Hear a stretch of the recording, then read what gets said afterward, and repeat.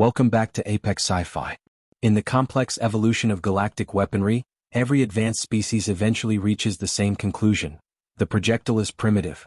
The great civilizations of the stars, the Sitax, the Valkyrie, and the Dran, invested their history into the perfection of the beam. They developed weapons that travel at the speed of light, guided by artificial intelligence and stabilized by gravity wells. To them, a weapon must be smart. It must be self-correcting. It must be elegant. They look at the human history of gunpowder and led with a mixture of pity and amusement. They see a species that clings to the ancient laws of momentum and gravity. But there is a flaw in their understanding of physics. Energy can be dissipated. Light can be refracted. But a mass in motion is a fundamental force of nature. And more importantly, the galaxy has forgotten the biological miracle of the human shoulder.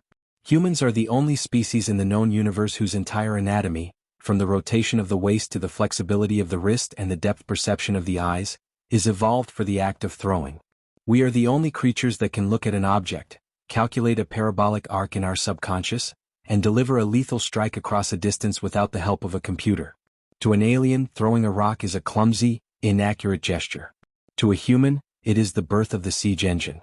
This is the story of the Battle of Iron Ridge, and why you should never think a human is unarmed as long as they are standing on a pile of rubble. The Sitax Vanguard were the masters of localized energy shielding.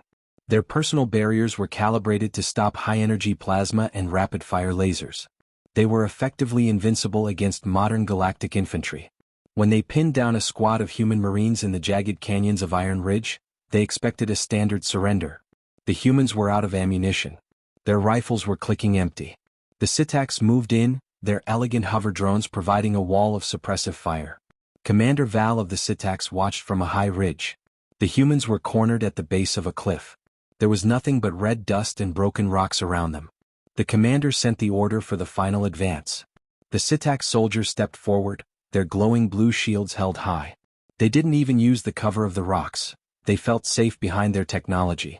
Then, a human marine named Miller did something that the Sitax combat computers could not categorize. He didn't reach for a backup weapon. He didn't try to fix his rifle. He reached down and picked up a jagged piece of basalt, roughly the size of a human fist. Miller stood up, his body coiling like a heavy-duty spring. In one fluid, violent motion, he rotated his hips, cocked his elbow and launched the rock. To the Sitax soldiers it looked like a blur. Their shields were programmed to detect the heat of a plasma bolt or the frequency of a laser. A cold, non-electronic rock had no thermal signature. It didn't trigger the shield's automated response. The stone sailed through the energy barrier and struck a Sitax soldier directly in the center of his visor. The reinforced glass shattered. The soldier was knocked backward, his neck snapping from the sheer kinetic impact. The Sitax paused. It was a glitch, a statistical anomaly. They assumed it was a lucky toss. Then the rest of the humans joined in. It was a hail of stone and scrap metal. The Marines weren't just tossing rocks. They were hurling them with the precision of marksmen. They were using a biological skill perfected over 5 million years of hunting on the African savanna. A heavy bolt, a piece of a broken tank tread, a sharp shard of granite, everything became a lethal projectile. One Marine used a length of wire to create a makeshift sling, launching stones with enough force to dent the armored plating of a hover drone. Another was throwing pieces of rebar like javelins, pinning alien scouts to the canyon walls. The Sitax shields were useless. The rocks hit with a rhythmic, percussive violence that the aliens had no answer for. They were being beaten to death by the very ground they stood on.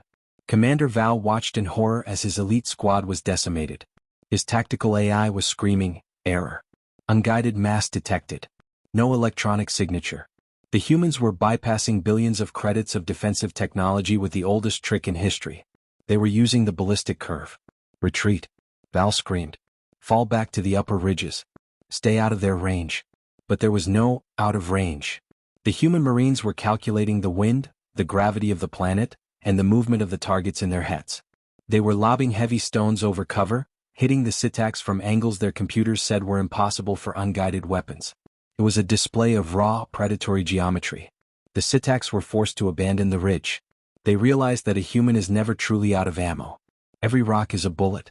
Every piece of scrap is a grenade. Every tree branch is a spear. We are the only species that can look at a pile of trash and see a magazine of ammunition. Today, the Sitax military has a new training module for their recruits. It is called projectile awareness. It teaches them that even if a human's gun is broken and their armor is gone, they are still a siege engine.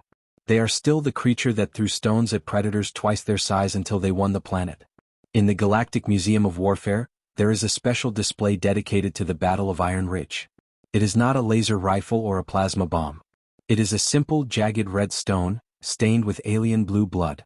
The plaque beneath it reads, "Beware the species that can turn the universe into a missile."